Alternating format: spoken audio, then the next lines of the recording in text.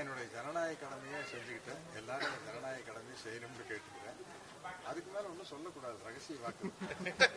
ஆனா நான் ரகசியம் இல்லை, அதனால எல்லாருக்கும் தெரியும்.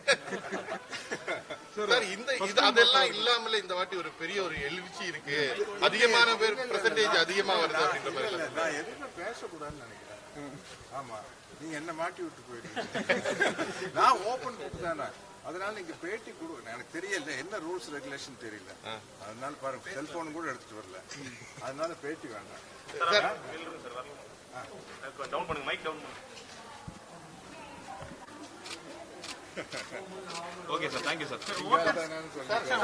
ஆனா இன்னைக்கு சிபிராஜ் சார் தனியா வந்துட்டு போயிட்டாரு, நீங்க இல்லையே, நான் கொஞ்ச நேரம் பேர பசங்களை பார்த்துட்டு இருந்தேன், அதனால பேர பசங்களை என்கிட்ட விட்டு அவர் முதல்ல வந்துட்டாரு. வேற அதெல்லாம் இல்ல. சிபிராஜ் எல்லாரும் ஓட்டு போடுங்கன்னு சொல்ல வர்றேன், அவ்வளவுதான்.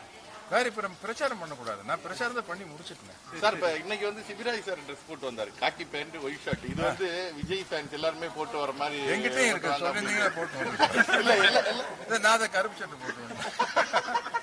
இல்ல நம்ம இதுக்கு மேல நீங்க வாயை பிடிங்க அதையா சொல்லி நம்ம மேல கேஸ் போட்டு நீங்க ஜாலியா டாட்டா பை பை போயிடுவீங்க. சிக்கிட் சீக் அடிக்கிறது நான் தான். நான் எல்லாம் பேசியாச்சு, பிரச்சாரத்துக்கே போறாச்சு. அதுக்கு மேல இங்க நம்ம ஒண்ணும் பேசக்கூடாது, ரூல்ஸ் பேசக்கூடாது.